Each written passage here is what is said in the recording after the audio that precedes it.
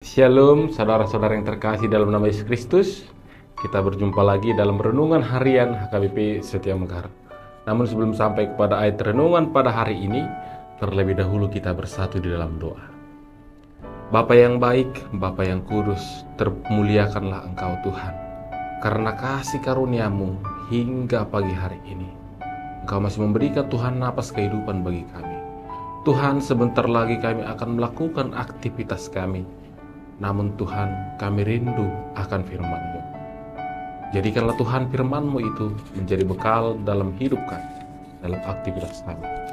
Terpujilah Engkau Tuhan kini dan sepanjang segala masa. Amin. Saudara-saudara yang terkasih, Bapak Ibu sekalian, yang menjadi ayat renungan pada hari ini dari Almanak HKBP di tanggal 19 September 2024, yaitu tertulis dalam kitab Yehezkiel pasalnya yang ke-18 ayat yang ke-4. Yehezkiel 18 ayatnya yang ke-4, saya bacakan firman Tuhan untuk kita semua. Sungguh semua jiwa aku punya, baik jiwa ayah maupun jiwa anak aku punya, dan orang yang berbuat dosa itu yang harus mati. Demikian firman Tuhan.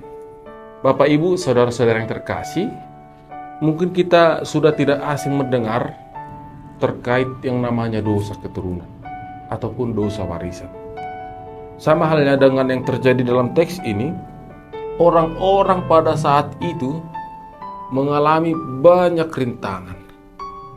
Dan di saat menghadapi rintangan itu, muncul pemikiran di mereka, semua rintangan itu terjadi disebabkan oleh dosa-dosa nenek moyang mereka, sehingga berdampak bagi mereka. Dan mungkin di kalangan kita pun Bapak Ibu, kita sering mendengar itu. Apa yang dilakukan orang tua, apa kesalahan orang tua pasti nurun ke anaknya. Arung musim nama dokondang dau tubuh-tubuh sian bonana di orang Batak. Kesalahan yang dilakukan orang tua terkadang turun, bahkan kerap turun ke anaknya. Yang mau dikatakan melalui teks ini, dan mungkin yang mau diingatkan Bapak Ibu untuk kita mengubah mindset itu, melalui teks ini diingatkan bahwa dosa itu tidak dipengaruhi dari orang tua, tidak dipengaruhi oleh nenek moyang. Namun dosa itu disebabkan oleh pribadi atau individu itu sendiri. Oleh sebab itu jangan pernah kita menyalahkan atau jangan pernah kita menduga apa yang kita hadapi saat ini merupakan perbuatan dari orang tua kita. Apa yang kita rasakan saat ini merupakan buah atau hasil dari dosa yang dilakukan nenek moyang kita. Bukan itu, saudaraku. Namun Tuhan mengingatkan di sini bahwa dosa ayah dia telah mengetahui. Tuhan sendiri memisahkan dosa ayah dan juga dosa anak. Yang mau dikatakan beda dosa yang dilakukan oleh ayah dan juga anak. Tidak ada berkaitan itu. Itu bergantung pada pribadi itu sendiri. Namun mengapa kerap terjadi dosa yang dilakukan orang tuanya ikut-ikutan anaknya? Itu bisa saja disebabkan menurut para ahli tafsir, itu bisa saja disebabkan oleh karena sifat atau anak-anak yang masih mencontoh apa yang dia lihat. Namun itu juga bisa dikatakan perbuatan dosa yang disengaja oleh anak itu sendiri. Anak itu udah tahu itu perbuatan yang salah, namun dia melakukannya. Tentu itu karena penyebab dia.